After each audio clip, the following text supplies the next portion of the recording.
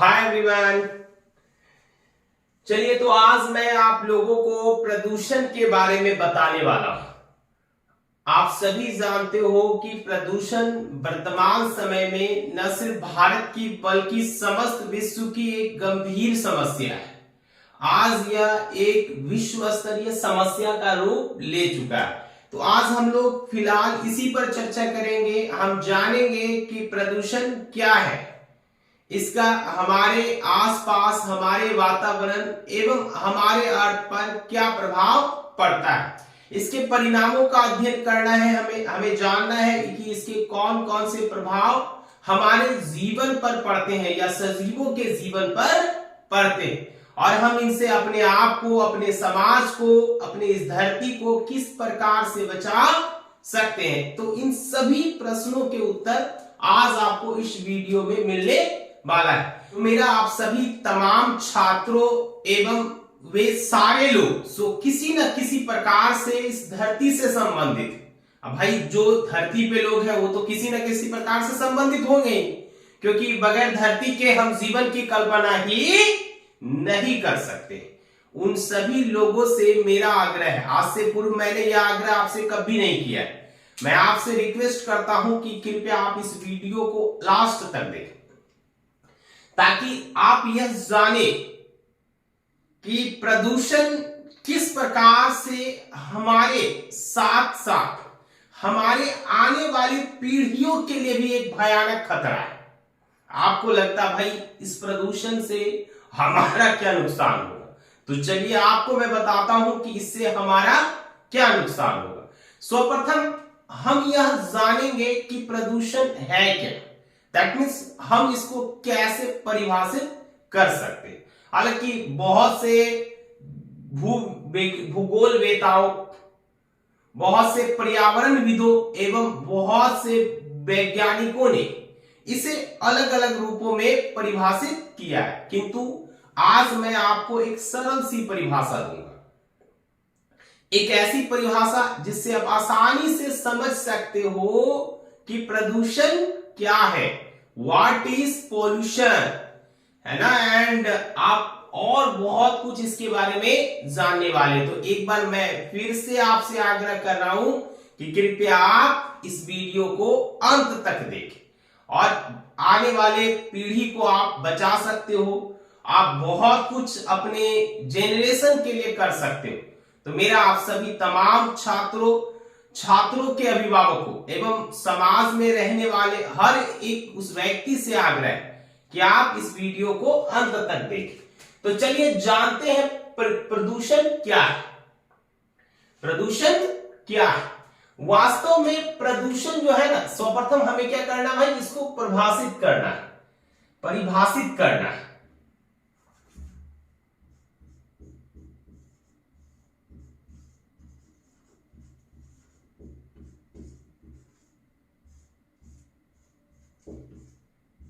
That means सबसे पहले हमें इसकी परिभाषा जानना है। तो जानते हैं, देखिए वास्तव में प्रदूषण जो है ना वो हमारे आसपास, या हम ऐसा कह सकते हैं कि हमारे आसपास हानिकारक एवं बेकार पदार्थों के जमा हो जाने से जो समस्याएं उत्पन्न होती है ना, उसी समस्या को हम प्रदूषण कहते हैं। अर्थात हमारे आसपास के वातावरण या इर्द गिर्द जो बेकार पदार्थ, अवांछित एवं हानिकारक पदार्थ जमा होते हैं ना, इसके कारण जो समस्याएं उत्पन्न होती है, इन समस्याओं को हम प्रदूषण कहते हैं। अब आप पूछोगे सर समस्याएं क्या क्या उत्पन्न होती है? अब आप कहीं एज एग्जाम्पल कूड़ा जमा करते हो, तो उस कूड़े से निकलने वाला गंध तो तत्काल आपको प्रभावित करता है ना जी। तो समझ लीजिए कि ये क्या है, उसका दुष्प्रभाव है, उसका प्रभाव है जो हमें क्या करता है, प्रभावित करता है। का जी कूड़ा निकलता है, कूड़ा से गंध निकलता है ना निकलता है, कूड़ा से गंध ना निकलता है, अरे बकलो कौन चीज निकलता, खुशबू। तो हमारे आसपास हमारे वातावरण में अवांछित एवं हानिकारक पदार्थों के जमा हो जाने से जो समस्याएं उत्पन्न होती है, इन्हीं समस्याओं को हम प्रदूषण कहते हैं। और वैसे पदार्थ जो प्रदूषण फैलाने के लिए जिम्मेदार होते हैं, आप ध्यान से सुनिएगा, वैसे पदार्थ जो प्रदूषण फैलाने के लिए जिम्मेदार होते हैं, उन्हें प्रदूषक कहा जाता है। जैसे प्लास्टिक, आप सभी जानते हो कि प्लास्टिक क्या है, प्रदूषण के लिए रेस्पॉन्सिबल है। जैसे कल कारखानों से निकलने वाला धुआं, वाहनों से निकलने वाला धुआं, वाहनों से निकलने वाली ध्वनियां, है ना, और विभिन्न प्रकार के रासायनिक पदार्थ जिसका प्रयोग हम भिन्न भिन्न प्रकार के कार्यों में करते हैं, ये सारे पदार्थ किसी न किसी प्रकार से प्रदूषण फैलाने के लिए जिम्मेदार होते हैं। इसलिए हम इन्हें क्या कहेंगे? प्रदूषक। क्या कहेंगे जी? प्रदूषक, पॉल्यूटेंट। पॉल्यूटेंट। जनगणना, कौन सी जानना तुमको जनगणना का? हाँ जी, अभी कंफर्म नहीं, रिजल्ट नहीं आया है। वो यूनाइटेड स्टेट जो है ना, उसने अपना रिपोर्ट जारी किया है। उसके हिसाब से भारत विश्व की सबसे अधिक जनसंख्या वाला देश बन गया है। देखिएगा, हम तो हमारे खुद से गिन लो, यहाँ वही पॉलिसी, हम तो हमारे खुद से गिन लो। तुम फॉलो करना, हम तो हमारे दो। चलिए, जनगणना पे जो है ना, आप लोग निश्चित रहिए, जब पूरी जनगणना कंप्लीट हो जाएगी ना, तो मैं जनगणना पे एक स्पेशल वीडियो बनाकर अपलोड कर दूंगा। चलिए, तो अब नेक्स्ट क्वेश्चन है कि भाई प्रदूषण कितने प्रकार के होते हैं? प्रदूषण कितने प्रकार के होते हैं? प्रदूषण के प्रकार,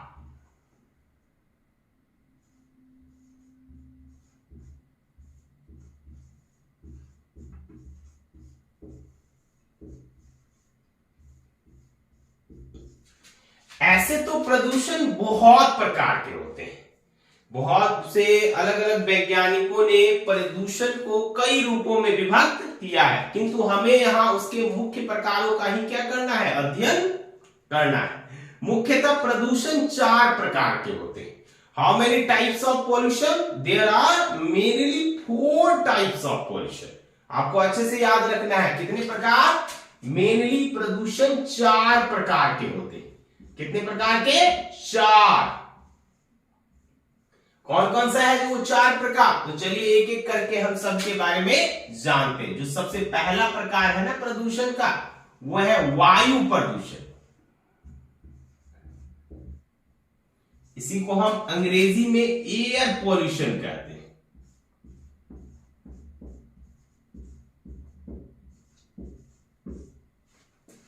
अब भाई वायु प्रदूषण क्या है, कोई बताओगे?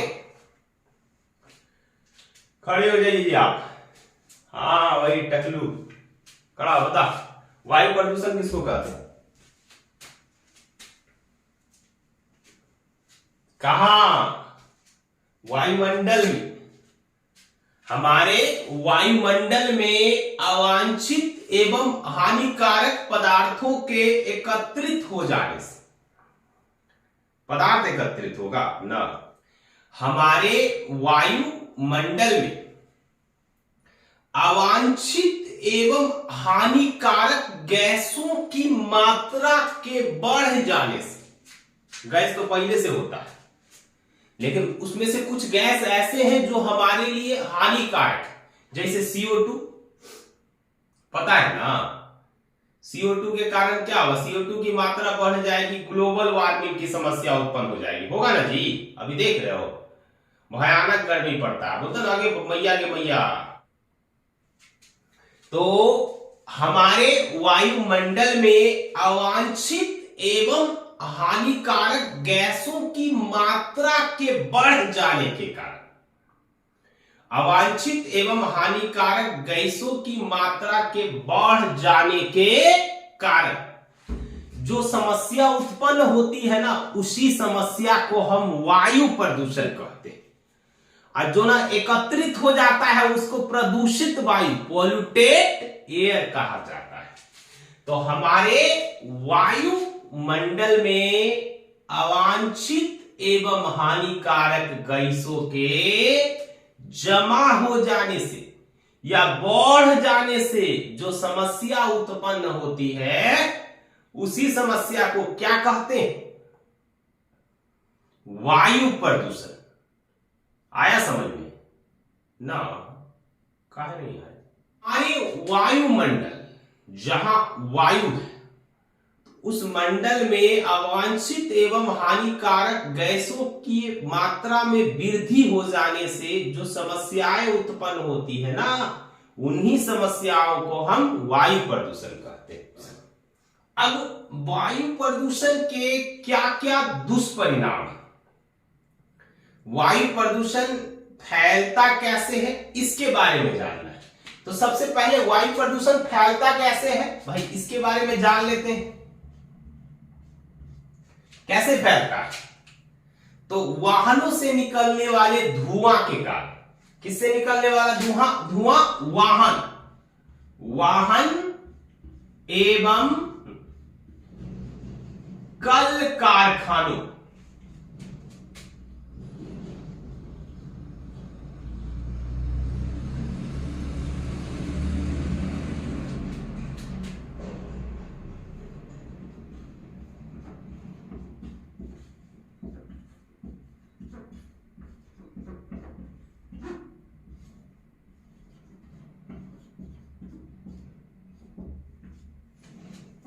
वाहन एवं कल कारखानों से निकलने वाला धुआं, पहला कारण तो ये हो गया। परमाणु विस्फोट के पश्चात, परमाणु विस्फोट से निकलने वाला धुआं,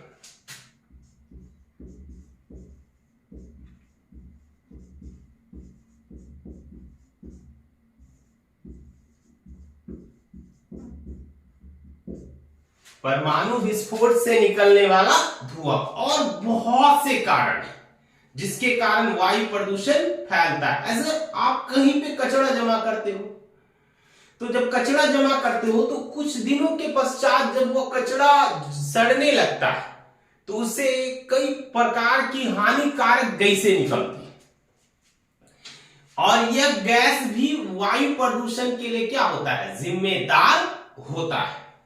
अब वायु प्रदूषण के कारण ही अम्लीय वर्षा होती है। बहुत से हानिकारक गैस क्या जल के साथ बादल में घुल जाते हैं और फिर वह धरती पर बरसते हैं। जो बहुत सारे हिस्टोरिकल इवेंट्स वगैरह, बहुत सारे हिस्टोरिकल बिल्डिंग्स वगैरह को क्या करते हैं? नुकसान पहुंचाते हैं। आप लोगों ने देखा होगा कि ताजमहल की जो सुंदरता है ना, वो धीरे धीरे कम होने लगी।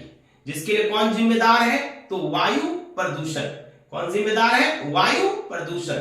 ताजमहल के आसपास बहुत सारे इंडस्ट्रीज लगे हुए थे, तो इन इंडस्ट्रीज से निकलने वाला धुआं वायुमंडल में जाकर एकत्र हो रहा था और वो फिर बारिश के द्वारा धरती पर आ रहा था, जिसके कारण वह जो एसिड रेन है वो ताजमहल पर भी हुआ होगा, जिससे ताजमहल की सुंदरता दिन प्रतिदिन कम होती चली जा रही।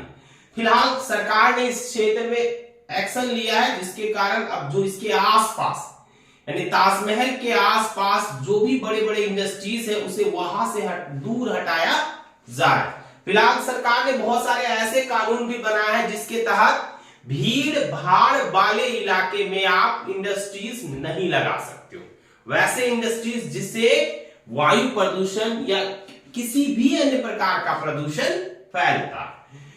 अब भाई हम इस वायु प्रदूषण को रोकेंगे कैसे? ये एक महत्वपूर्ण प्रश्न है। देखिए, पेड़ों की कटाई के कारण भी वायु प्रदूषण हो रहा है। पेड़ कट रहे हैं, आप सभी जानते हो कि पेड़ ऑक्सीजन को रिलीज करते हैं और CO2 कार्बन डाइऑक्साइड को क्या कर लेते हैं, एब्जॉर्ब कर लेते हैं। और CO2 क्या है, हमारे लिए हानिकारक है। CO2 ग्लोबल वार्मिंग यानी वैश्विक तापन या भूमंडलीय तापन के लिए भी जिम्मेदार है। उस CO2 को एब्जॉर्ब करने का काम कौन करता है, अपने रेस्पिरेशन के रूप में उपयोग करने का काम कौन करता है, तो पेड़ पौधे। और हम क्या कर रहे हैं, उन्हीं पेड़ पौधों को काट रहे। बताइए, जो हमें जीवन देती है, हम उसी के जीवन को छीनने के लिए तत्पर है ना जी। कहां कहां पेड़ पौधा काटा जाता है, किन किन कार्यों के लिए, फर्नीचर बनाने के लिए, खेत बढ़ाने के लिए, ईंधन के रूप में प्रयोग किए जाने के लिए,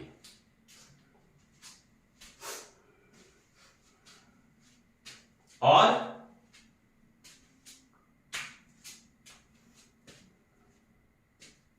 फर्नीचर दहेज में देते, पलंग वगैरह ना, वहां भी पेड़ का कटाई होता है।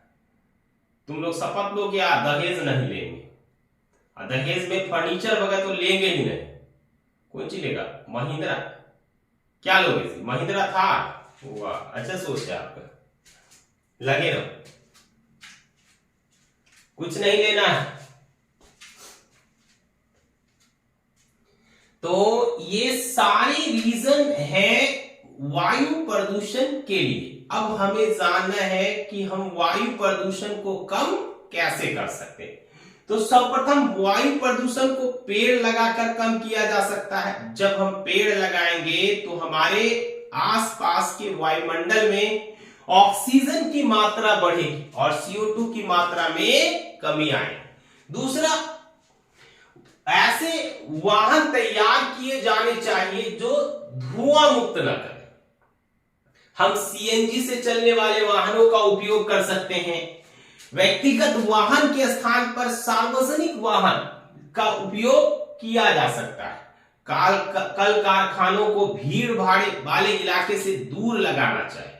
साथ ही कल कारखानों की चिमनियां भी ऊंचाई पर लगानी चाहिए। इन सभी विधियों द्वारा हम क्या कर सकते हैं, वायु प्रदूषण को कम कर सकते हैं। अगर इस तरह से वायु प्रदूषण बढ़ता रहा तो एक दिन ऐसा आएगा कि पूरी धरती ही इस प्रदूषण के कारण क्या हो जाएगी, समाप्त हो जाएगी। अब हमें जल प्रदूषण के बारे में जानना है। प्रदूषण का दूसरा सबसे महत्वपूर्ण प्रकार क्या है, तो जल प्रदूषण।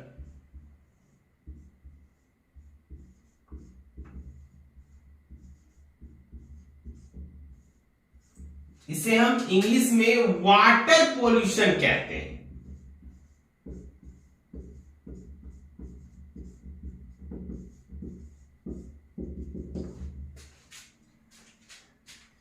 कोई जल प्रदूषण का परिभाषा बताइए तो, बोलो जी आप, क्या है जल प्रदूषण? जल मंडल समझते हो? जहां जहां जल उपलब्ध होता है ना, उसको हम जल मंडल कहते हैं। जैसे नदी, तालाब, झरना, समुद्र, ये सारे क्या है, जल मंडल है। यानी जल के सभी स्रोतों को संयुक्त रूप से जल मंडल कहा जाता है। और इस जल मंडल में या जल के किसी भी स्रोत में बेकार एवं हानिकारक पदार्थ के मिश्रित हो जाने से जब जल पीने योग्य या अन्य किसी कार्य के योग्य नहीं रह जाता है, तो इस स्थिति को हम जल प्रदूषण का नाम देते हैं। किसका नाम देते हैं? जल प्रदूषण। और ऐसे जल को प्रदूषित जल, कंटामिनेटेड वाटर कहा जाता है। समझ में आया? आ गया ना? इस बार समझ में आ गया।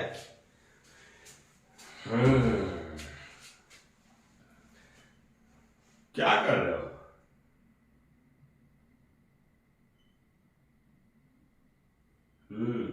चलो ध्यान। तो अब सवाल है कि भाई जल प्रदूषण होता कैसे? बनता ना जी एक सवाल कि जल प्रदूषण होता कैसे? तो इसके लिए भी कई कारण जिम्मेदार होते हैं, है ना। इसके लिए जल प्रदूषण के लिए भी क्या होते हैं? कई कारण जिम्मेदार होते हैं। जैसे हम क्या करते हैं, नालों को नदियों से जोड़ देते हैं। नालों को क्या करते हैं? नदियों से जोड़ देते हैं। जैसे नालियों को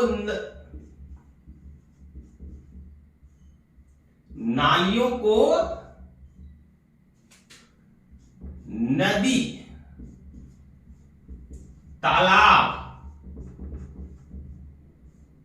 से जोड़ देने पर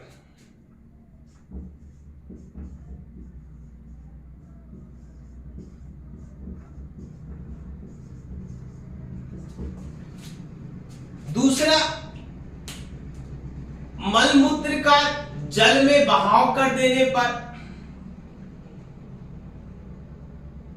मवेशियों को जल में नहलाने पर, सबों का अंतिम क्रियाकलाप या अंतिम संस्कार जल के भिन्न भिन्न स्रोतों में करने पर या सबों को बहा देने पर, कल कारखानों से निकलने वाले कचरों को जल के स्रोतों में बहा देने पर क्या होता है? जल प्रदूषण होता है।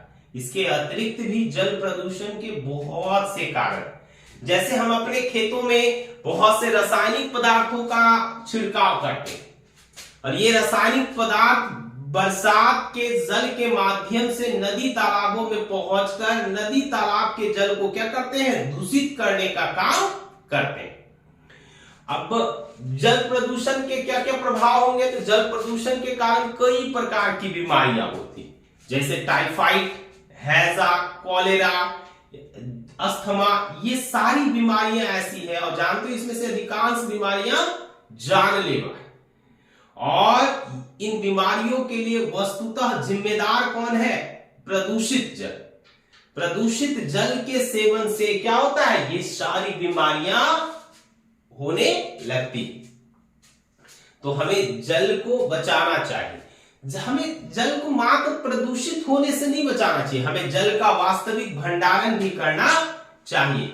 हमें अपने पीढ़ियों के लिए, अपने बच्चों के लिए, अपने आने वाले जेनरेशन के लिए भी जल को बचाकर रखना चाहिए। आपने देखा होगा जहां जहां लोगों ने जल को बचाने का प्रयास नहीं किया है, आज वह क्षेत्र मरुभूमि में परिवर्तित हो चुका है।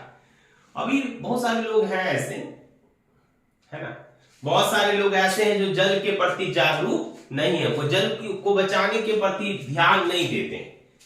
हाँ, नल वगैरह खोलकर छोड़ देते, पानी बह रहा है, बर्बाद हो रहा है, उनको किसी बात की चिंता है नहीं। उनको तो लगता है भाई मिट्टी के नीचे जल का विशाल भंडार है, खत्म हो जाएगा एक दिन। जिस प्रकार आज बिहार के गया जिला में जल की किल्लत है ना जी,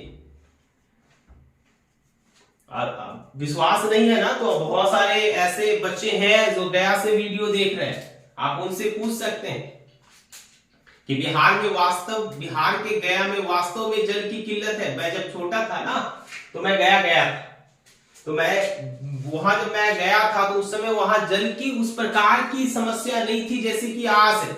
आज आप चापाकल से जल नहीं निकाल सकते, वहां विशेष प्रकार के मोटर वगैरह लगाकर जल को क्या किया जाता है? भूमिगत जल को प्राप्त किया जाता है। अब बताइए, मैं तो 150-200 साल का हूं नहीं, आप कल्पना कर सकते हो कि बिहार के इस जिले में जल कितनी जल्दी गायब हो गया।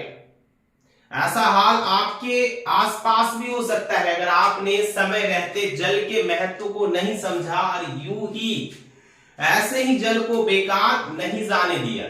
तो जल प्रदूषण को रोकने के लिए सर्वप्रथम हमें इस प्रदूषित होने से बचाना हो। हमें चाहिए कि नदी जो है, नालों को नदियों से नहीं जोड़ा है।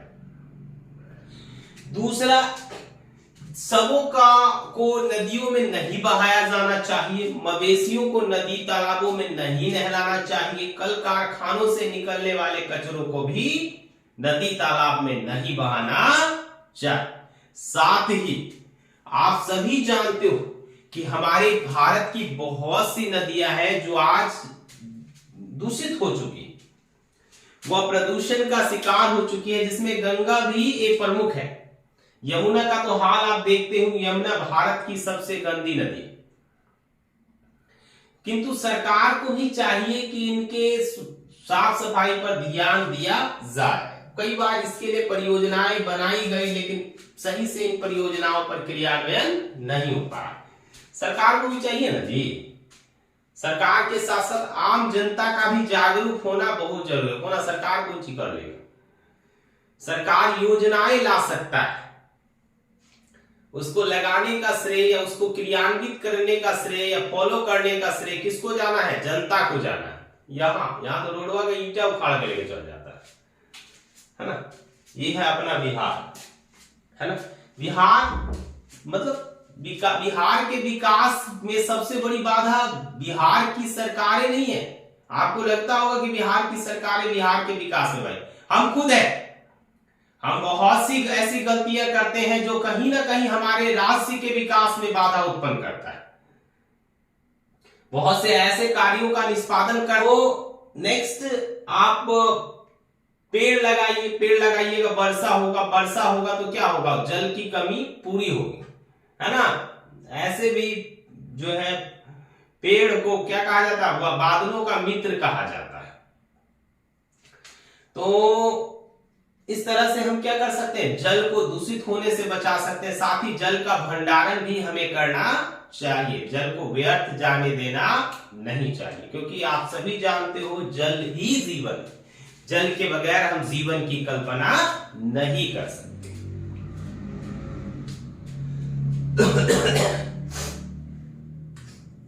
अब हम प्रदूषण के तीसरे प्रकार का अध्ययन करेंगे, जो है भूमि प्रदूषण।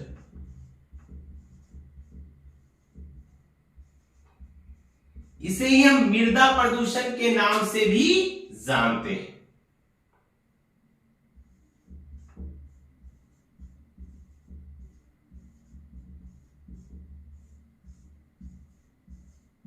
अंग्रेजी में इसे सॉइल पॉल्यूशन के नाम से जाना जाता है।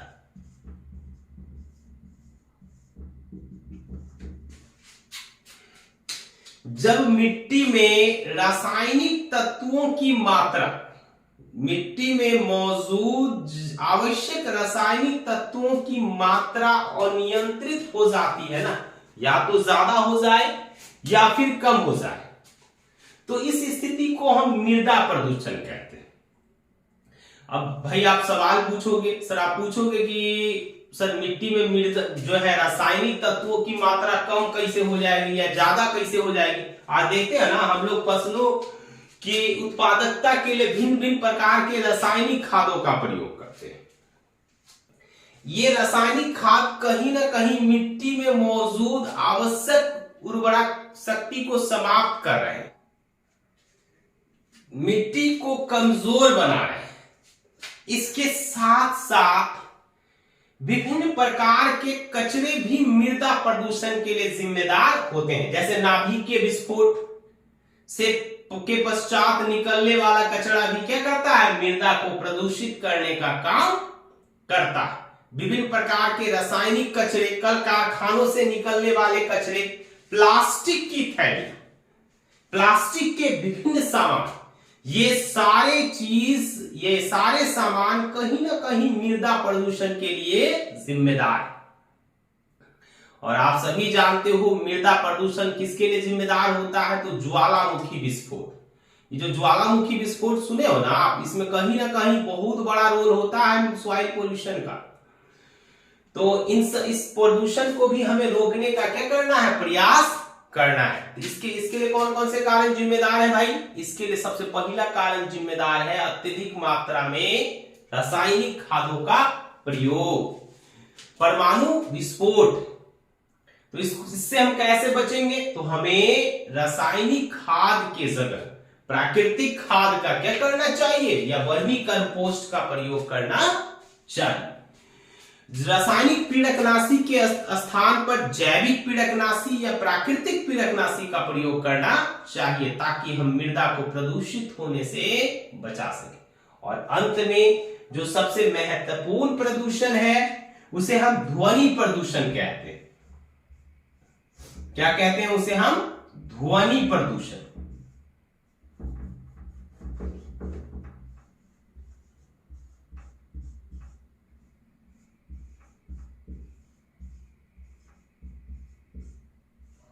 इसे शोर प्रदूषण के नाम से भी जाना जाता है और अंग्रेजी में इसे हम साउंड पॉल्यूशन कहते हैं।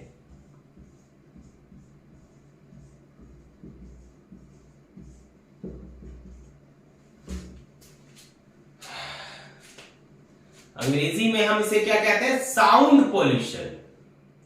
हमारे आसपास तेज ध्वनि के उत्पन्न होने के कारण जो समस्याएं उत्पन्न होती है ना, उन समस्याओं को हम ध्वनि प्रदूषण का नाम देते हैं। तो अब हम लोगों को किसके बारे में जानना है? ध्वनि प्रदूषण। वह ध्वनि जो हमारे कानों को सुनने में अप्रिय लगे, जिससे हमें असहजता का अनुभव हो, ऐसे ध्वनि को हम ध्वनि प्रदूषण या फिर प्रदूषित ध्वनि का नाम देते हैं। अब आप सभी जानते हो कि ध्वनि को किस में मापा जाता है? डेसिबल। ध्वनि प्रदूषण कैसे होता है? तो वाहनों से निकलने वाली तीव्र ध्वनि, लाउड स्पीकर से निकलने वाली तीव्र ध्वनि, विभिन्न प्रकार के जो यंत्र होते हैं उससे निकलने वाली तीव्र ध्वनि, हॉर्न से निकलने वाली तेज ध्वनि, ध्वनि प्रदूषण के लिए क्या होती है? जिम्मेदार होती है। आपने देखा होगा जब हवाई जहाज चलते हैं तो उससे भी बहुत तेज ध्वनि उत्पन्न होती है। तो ये सारे फैक्ट जिम्मेदार हैं ध्वनि प्रदूषण के लिए। हम कई तौर तरीके अपना सकते हैं ध्वनि प्रदूषण को रोकने के लिए, जैसे सॉफ्ट हॉर्न का प्रयोग करके, लाउड स्पीकर को कम ध्वनि या फिर नहीं बजा करके। कोई जरूरी है जी, अब कोई फंक्शन हो तो उसमें आप बजाइए ना, लेकिन एक सीमा से, उस सीमा से बाहर बजाइएगा ना तो कई प्रकार की समस्याएं होंगी। जो हृदय वाले लोग पेशेंट होंगे, जो हार्ट से रिलेटेड, शहीद हो जाएंगे। ऐ जीवन तेरा भी क्या अंजाम होगा, खूब सुन ले डीजे में गाना, एक दिन शहीदों के लिस्ट में तुम्हारा भी नाम होगा। चला जाएगा ऊपर। हाई ब्लड प्रेशर, चिड़चिड़ापन, मानसिक बीमारियां, ये सारे ध्वनि प्रदूषण के कारण होते हैं। तो हम बहुत सारे तौर तरीके अपना सकते हैं, सॉफ्ट हॉर्न का प्रयोग करके, लाउड स्पीकर को बंद करवा के, बहुत सारे कानून बना के क्या कर सकते हैं? ध्वनि प्रदूषण को रोक सकते हैं।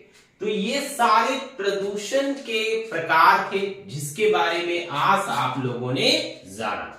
मेरा आप सभी तमाम छात्रों से आग्रह है कि आप पर्यावरण को बनाने में, पर्यावरण को बचाने में एक अपना बहुमूल्य योगदान दें। क्यों? क्योंकि भाई मेरे, आप जो भी पर्यावरण को दोगे ना, पर्यावरण वापस आपको वही देगा।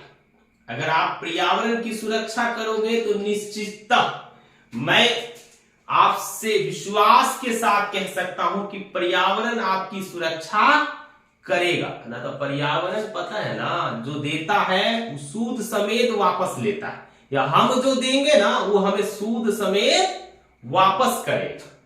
कबीर जी का वो दोहा याद है ना आप लोगों को? सुना है आप? मैं बार बार कहता हूं, माटी कहे कुम्हार से, माटी कहे कुम्हार से तू क्यों रोंदे मोय, माटी कहे कुम्हार से तू क्यों रोंदे मोय, एक दिन ऐसा आएगा मैं रोंदूंगा तो। अर्थात मिट्टी संसार के हर एक व्यक्ति से कह रहा है। यहां मिट्टी का तात्पर्य हर संसार के उस चीज से जिसे हम नुकसान पहुंचाते हैं, वो हर एक चीज हमें चीख चीख कर कह रहा है, हे मनुष्य, आप जो मुझे कष्ट दे रहे हो ना, एक दिन आपको भी इसी मिट्टी में मिल जाना है। हमरा से एक दिन जरूरी पड़ेगा, तो कष्टवा कोई कंपाउंड इंटरेस्ट बना के वापस करेंगे। तो समझ रहे हैं आप लोग, कबीर जी ने आज से 500 साल पहले ही भविष्यवाणी कर दिया कि जो ना आप दोगे वही आपको रिटर्न मिलेगा। तो आप लोग मन लगाकर इस प्रकृति को बचाने के लिए अपना सब कुछ समर्पित कर दे। आज फिलहाल यहीं तक रहने देते हैं, इसके आगे अब हम लोग अगले क्लास में जानेंगे।